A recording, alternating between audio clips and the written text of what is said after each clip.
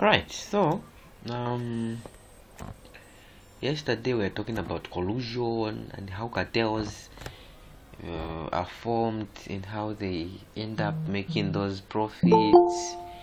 Yeah. So today we're just going to continue from the same angle, where we'll try to discuss the types of cartels and then finish up market structure. Yeah, so remember, we have looked at perfect competition, we looked at monopoly, we looked at monopolistic competition, and then yesterday we started oligopoly. And I assume that by now the recordings have been I'm sure everyone has got the recording unless otherwise, for the previous sessions. So the recording for today is going to be shared tomorrow. Okay, so this was discussed yesterday anyways. So today we are going to start from what we call tacit collusion. So maybe just a background to collusion. We said that firms collude, or basically when we're talking about collusion, it's a situation where firms come together. It could be either in the formal sense or informally, where they try to limit the amount of output that they can produce. And sometimes this collusion will be based on price, where the firms will agree and say, we can only sell at this particular price, we cannot sell below this particular price, or we cannot sell beyond this particular price. So that is with collusion. Firms just come together, and collusion is more rampant in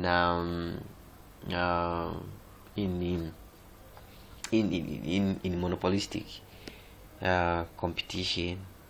Okay, so firms will try to come together and try to more like monopolize the market. So power off. Sorry about that.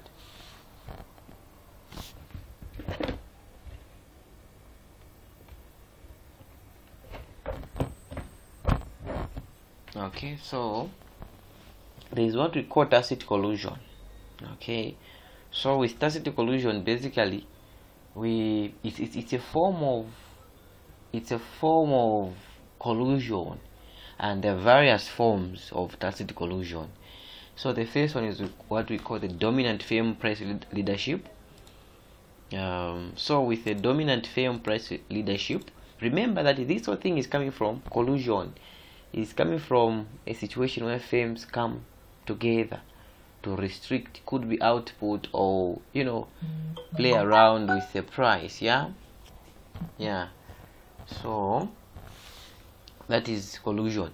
So we are saying that dominant firm price leadership occurs when firms, so remember that yesterday we talked about having two types of firms, right? There is what we call a leader, and then there are what we call the followers.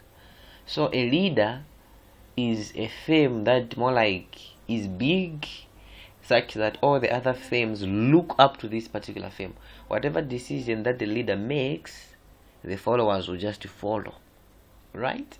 So under dominant firm price leadership type of collusion, firms choose the same price, so the followers will choose the same price as set by a dominant firm in the industry.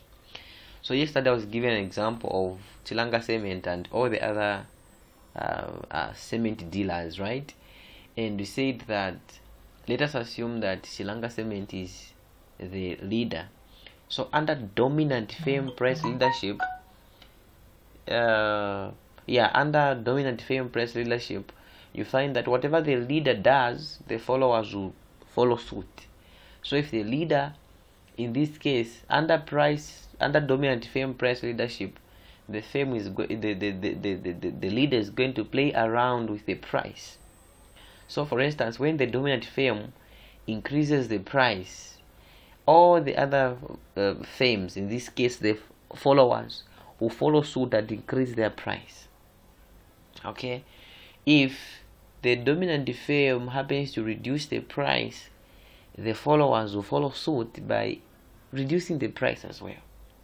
Okay, so but of course, in order for the leader to set a particular price, here that particular leader may need to make some assumptions, and this assumption is that even if it changes the price, it will still maintain the same market share. So yesterday we defined market share, that this is just the percentage of the market that is controlled by one firm. So if we say, for instance, Chilanga Cement has got 70% market share, it means that Chilanga Cement controls 70% of the Zambian market. That is market share. So we are saying that for as even as this leader is playing around with the price, there is an assumption that this leader is going to make, and that assumption will be that even after changing the price, it will still be able to maintain the same market share, right? Yeah. So that is with the dominant firm price leadership.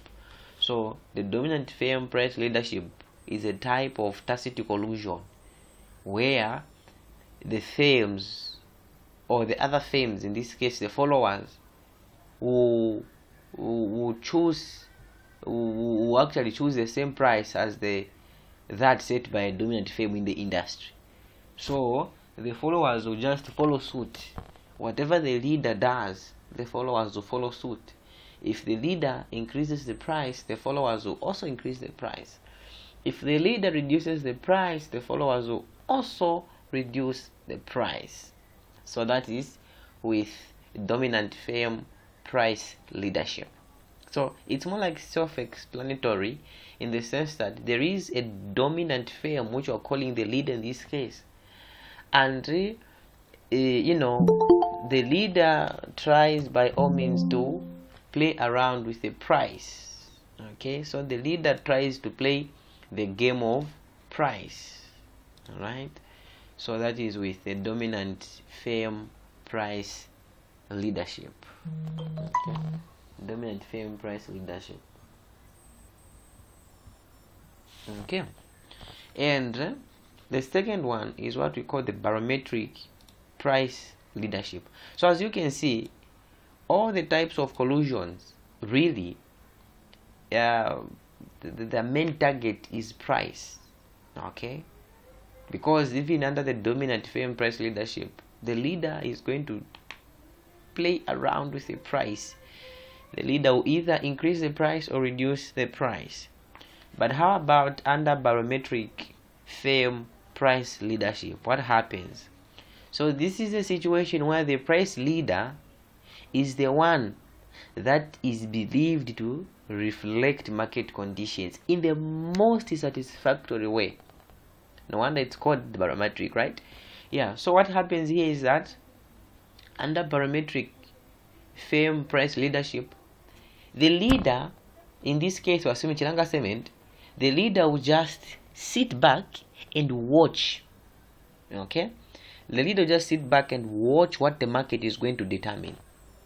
So in short, what the leader does is the leader is going to sit back and analyze the market, see how the market changes, see how market conditions are changing, and then this leader is going to reflect these market changes. For instance, if the leader has identified that there is actually an increase in demand for this particular commodity, in the early stages, the leader will just be there and just analyze the market, and later on reflect these market conditions in the most satisfactory way. So under barometric, or the difference between dominant firm price leadership and barometric firm price leadership, the difference is that under the dominant firm, it's more like the leader is the most active one. Okay, the leader changes the price, then the other guys will follow. The leader reduces the price, then the other guys will follow. But under barometric firm price leadership, the leader will just be there just to analyze the market, After, so before making whatever decisions, it will first analyze the market, and then it will react depending on the conditions of the market. Yeah, so it will react depending on the conditions of the market. All right, so you find that under barometric firm price leadership, the leader is believed to reflect market conditions. Okay, yeah, so that is with barometric price barometric firm price leadership. You find that the leader is just going to be there, check. So it's more like the leader is constantly looking at how market conditions are moving, how market conditions are changing, and then it be reflecting, those market conditions. Okay, so for instance, when there's an increase in demand for a particular type of cement, the Chilanga cement will just come in, boom, and produce that and sell it.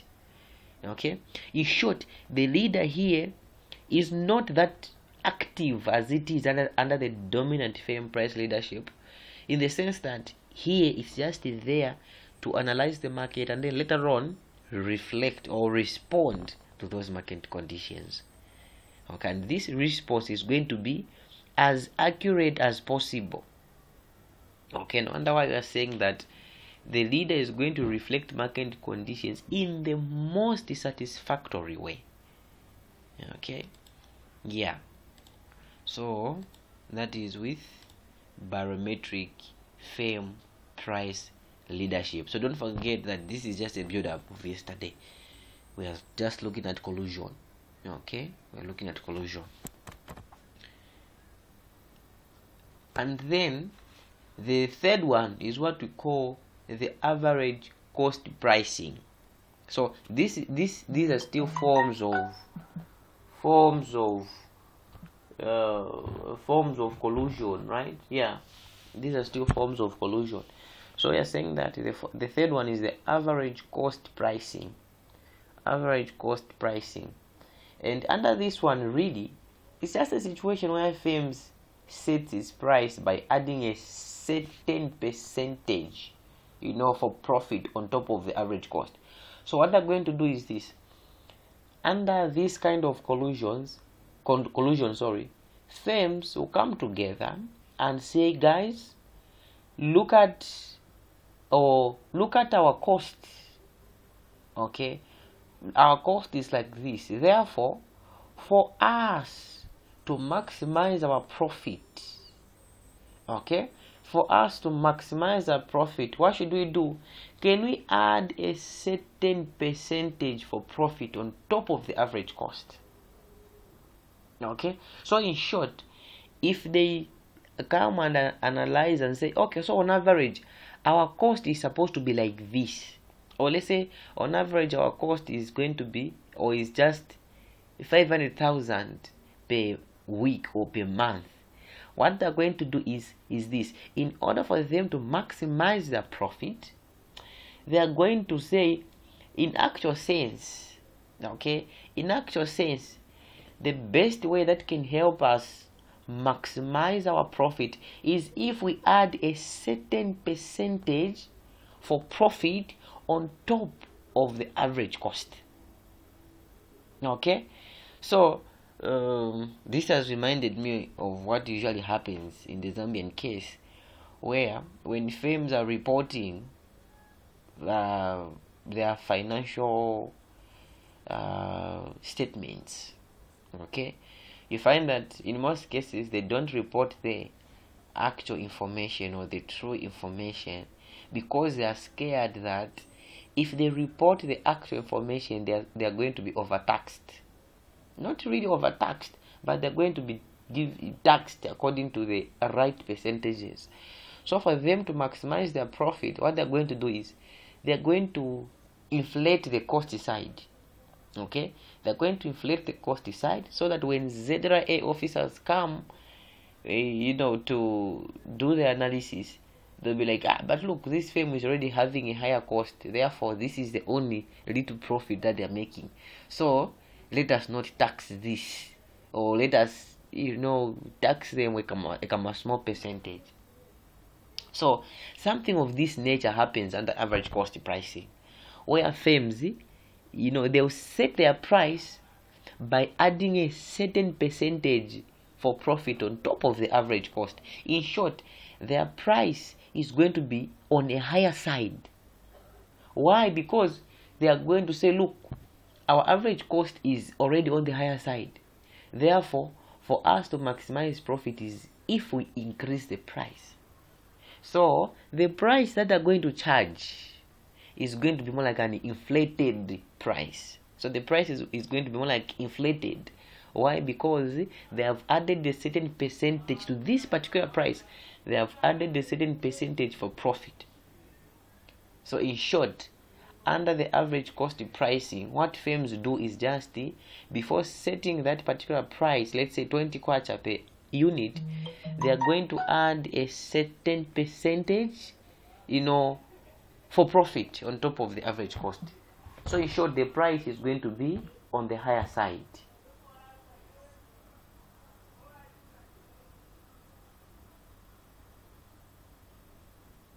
Okay, so the price is actually going to be on the higher side. Okay, yeah, so that's the gimmick. That's the gimmick under average cost pricing.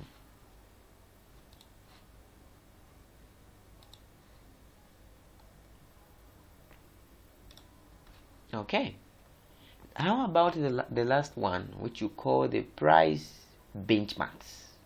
Okay, so just like, this is more like self-explanatory, because we're just looking at a price that is, in short, what they're going to do is this. They'll say, okay, so the benchmark price, let's assume that the benchmark price is 10 kwacha, right? Whenever a firm is trying to change its price, it's going to first consider the benchmark. Okay, so under price benchmarks, really, this is a price that is typically used. Okay, so whenever firms are trying to raise prices, they usually raise it from one benchmark to another. So what happens is this. Remember, this is a collusion. Okay, this is a collusion, and we said that with collusions, firms come together. Okay, firms come together. So whatever decision that is going to be made, that decision is going to come from everyone. This decision is going to come from every member of that particular collusion, right? So under price benchmarks, what they do really is just setting a benchmark to say, guys, the benchmark that we can, upon which you can sell our product is, let's say, 9 kwacha 15 kwe. So it means that if they want to move this benchmark, all other firms will have to agree to say, let us move the benchmark from 9 kwacha 50 to 9 kwacha 95 ngwe. Okay, so in short, with price benchmarks, firms will come together and set these benchmarks. A benchmark is more like a price that you look that you more like you pay attention to, like this is our benchmark. Okay, so we look forward to this particular price. Yeah, we look forward to this particular price, and in some way, whenever we want to raise this particular price, every one of us must agree. Okay, every one of us must agree.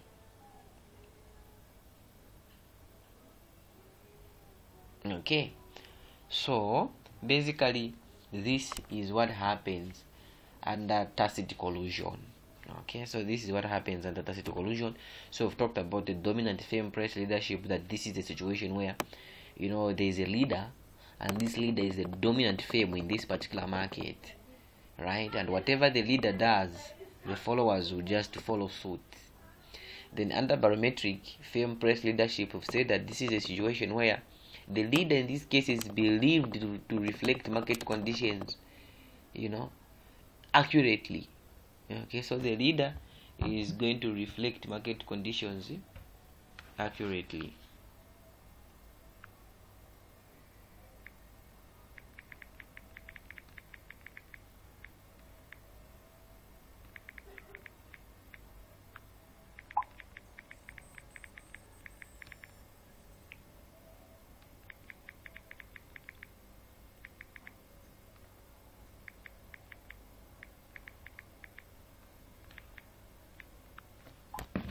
Okay. Alright.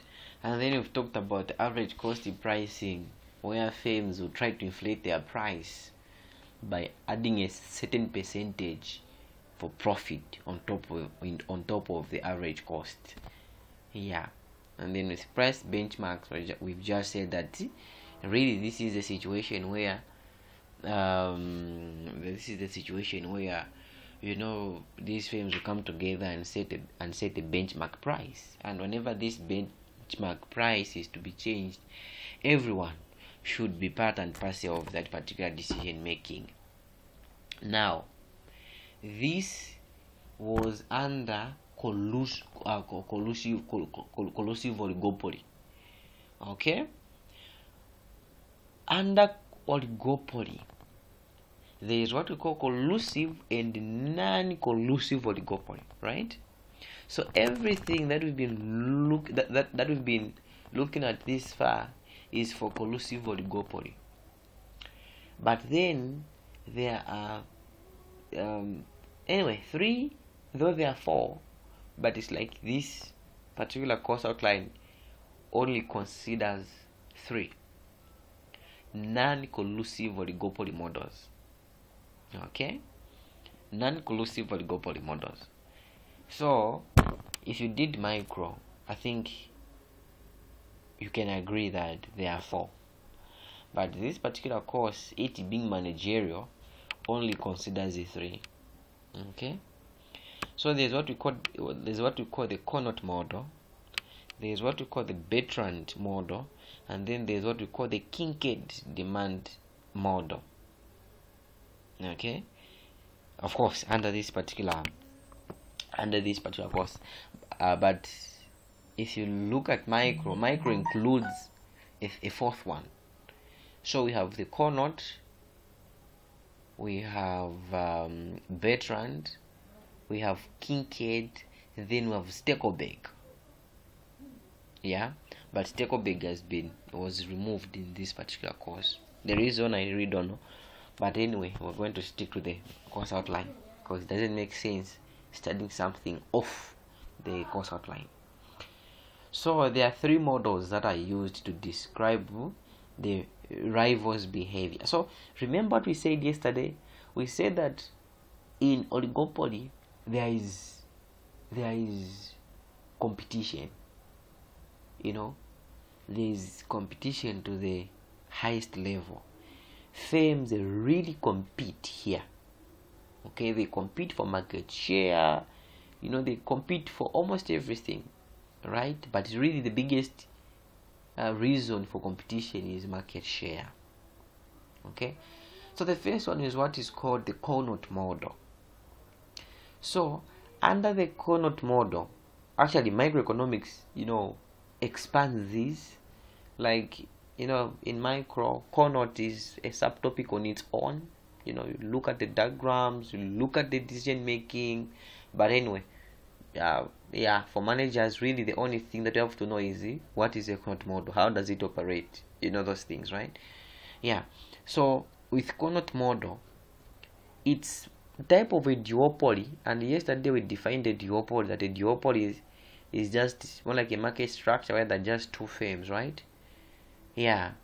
So Conant model is a form of duopoly where each firm, so we are assuming that there are two firms in this case, firm A and firm B, and each firm makes its price and output decisions under the assumption that the rival will produce a particular quantity. Okay, so under Conant, we're saying that this is a duopoly, and a duopoly is just a situation where there are two firms, right? And now these two firms are rivals. Okay, they don't, moreover it's non-collusive, so it makes sense for these guys to be rivals. Okay, so we are saying that under Conant model, each firm makes its decision about price and output under the assumption that the rival will produce a particular quantity. Okay, but of course, for you to assume that my rival is going to produce this amount of quantity, the market has to be stable, right? So the market has to be stable, and your rival should have been producing relatively stable quantities for some time, because that is the only way in which you can predict with some sense of accuracy the amount of output that your rival is going to produce. So what is a Connaught model? A Connaught model is a form of non-collusive oligopoly where there are two firms. Okay, there are two firms, and these guys don't like each other. Okay, they're competitors. There is some element, or there is some form of rivalry between the two. Yeah, and for them to make their decisions about price and output, in short, when one firm is making decisions about price and output, it's going to assume that the rival firm is going to produce a particular quantity. So practically, let's assume that we have two firms in Zambia that are producing cement, and for simplicity, let us assume that there's only Chilanga Cement and Dangote, right? And if these guys are indeed operating under the Connaught model, where every time Dangote is making its decisions about price and how much to produce, it's going to make those decisions on the assumption that Chilanga Cement is going to produce a specific amount of output. Okay, and now we are saying that this can only make sense. In short, Dangote can only make this particular assumption that Chilanga is going to produce this particular amount of bags if and only if the market is stable, and if Chilanga Cement has been producing relatively that that amount for some time. This is the only way that Dangote can actually predict the amount that Chilanga Cement is going to produce with some degree of accuracy. So this is what happens under Connaught. Okay, this is what happens under Connaught model. Okay, so basically this is what happens under Connaught model. So I've got two firms, one is called the duopoly, and these firms make decisions about price and how much to produce on the assumption that the other firm is going to produce a specific amount of output. But of course, for this to make sense, the market has to be stable. 1, 2, the rival firm has or should have been producing or should be producing a relatively stable quantities for quite some time. This is the only way in which the other firm can predict the amount that is going to be produced by the other firm with some degree of accuracy. So that is with the Connaught model. Okay, and I honestly don't like the way these notes are, because they are too shallow. Yeah, they're too shallow. But anyway, I'll be trying to be explaining where I feel like there's some information missing. Yeah, so how about Bertrand? So Bertrand is another type of non-collusive oligopoly. And under Bertrand, we are saying that each firm is assumed to set a particular price and stick to it. Okay, so what happens is this: these firms, they're actually operating under oligopoly, but of course there's no specific agreement that has been signed or agreed upon, and the only way in which these firms will end up producing without paying attention to what the other guy is doing is when each firm is assumed to be setting a particular price and stick to it. In short, if Chilanga Cement says, okay, we are going to be selling our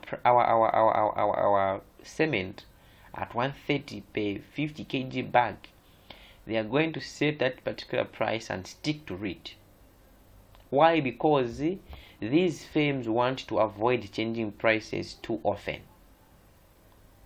Okay, so Chilanga Cement is going to say, okay, the price is 130. Dangote is going to say, maybe coincidentally, it also sets its price at 130, and then these guys will stick to their prices. They'll just set their prices and stick to those particular prices. Why do they stick to those particular prices? It's because they are avoiding changing prices too often. Okay, so at the end of it all, with Benton Oligopoly, we have two firms, of course. Yes, there's one the leader, one the follower, but all in all, these firms really, they don't engage in price competition. That's the most important key to note here, is that these firms really don't engage in price competition, because whatever price that the firm is going to set, it's going to stick to that particular price for some time. Okay, why? Because these firms are actually avoiding the temptation of changing prices too often. Okay,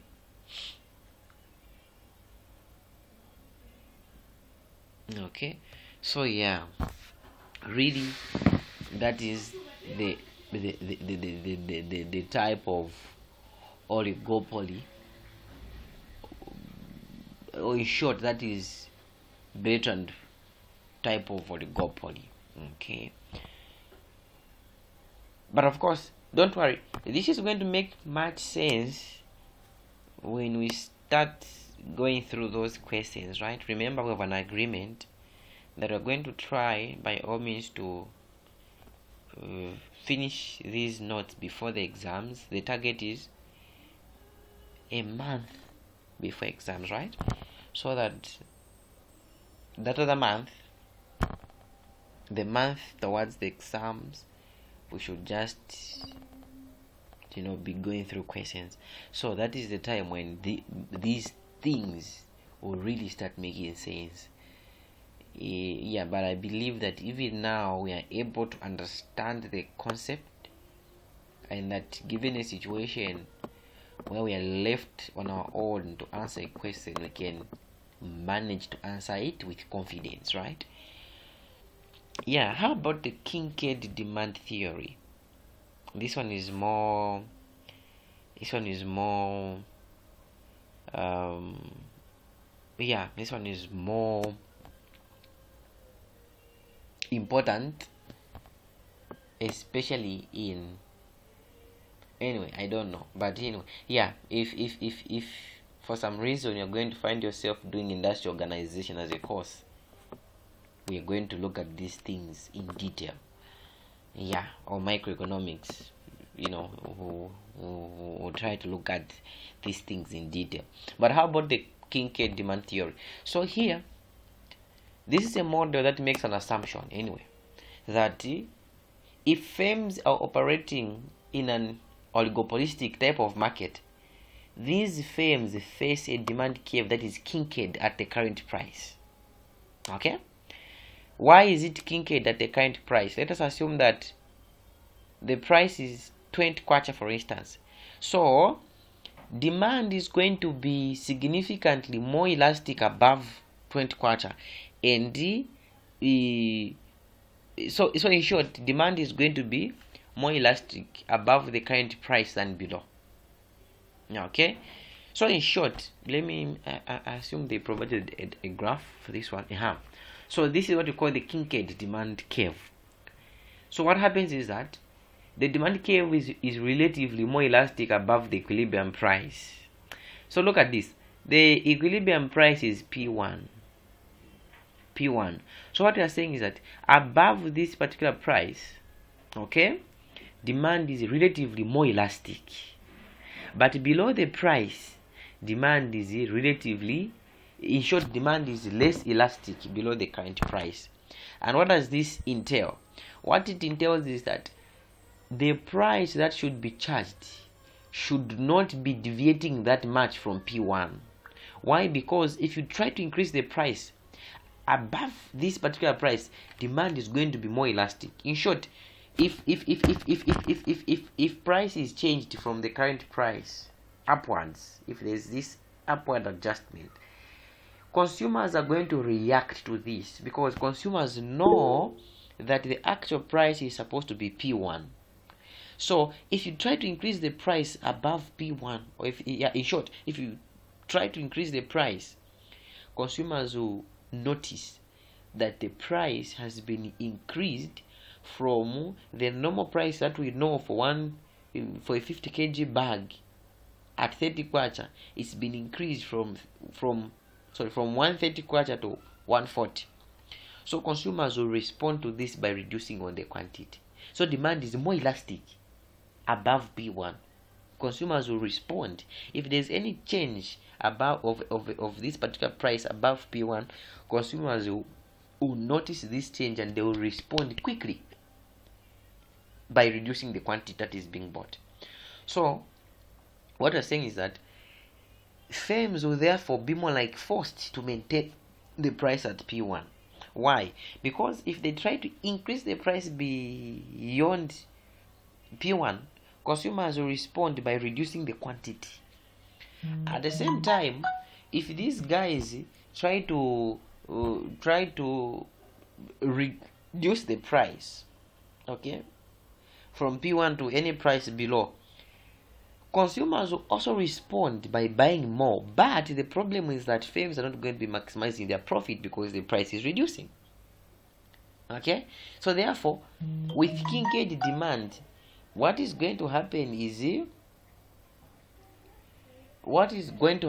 that firms will be more like forced to maintain this particular price P1. There will be no propensity for these firms to change the price. Okay, so what happens is the price is going to be maintained at P1. The price is going to be maintained at P1. If they try to increase the price, consumers respond by buying less. Therefore, these firms will be making a loss. Yeah. If they try to reduce the price below P1, consumers also respond by buying more. But even if these consumers are buying more, the price has reduced. So firms will not be maximizing their profit. Therefore, firms will be forced to maintain the price at P1. So that is with the Kincaid demand. Now, can we discuss the Conant and Benton models graphically? Okay. So remember that with Conant, we've said that of course there is the leader and the follower. Okay. So if these firms are operating under Conant model, what we are seeing is that, remember that profit is going to be maximized at the point where marginal revenue is equal to marginal cost. So it's that particular point there for this firm. And at that particular point, this firm is producing QA units of output. Okay. So as this firm is producing QA units of output, the price that is going to set is PA. Okay, so in short, firm A determines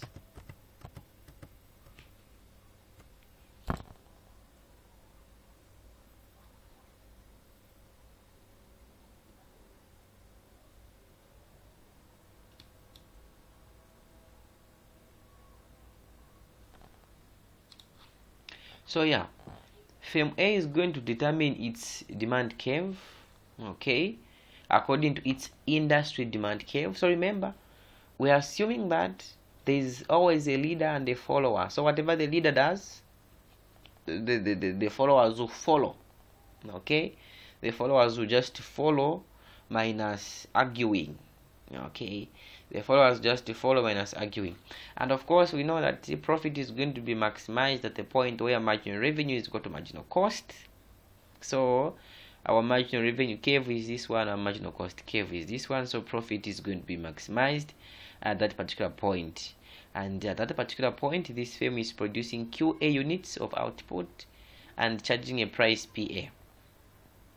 Okay, so what we are saying is that firm A determines its demand curve, okay, according to the industry, according to the according to the industry demand curve.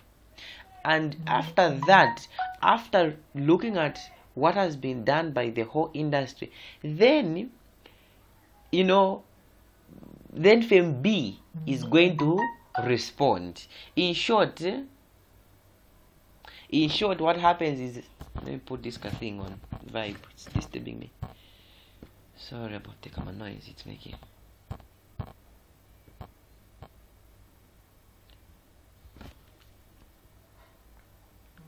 Okay, yeah, so what happens is that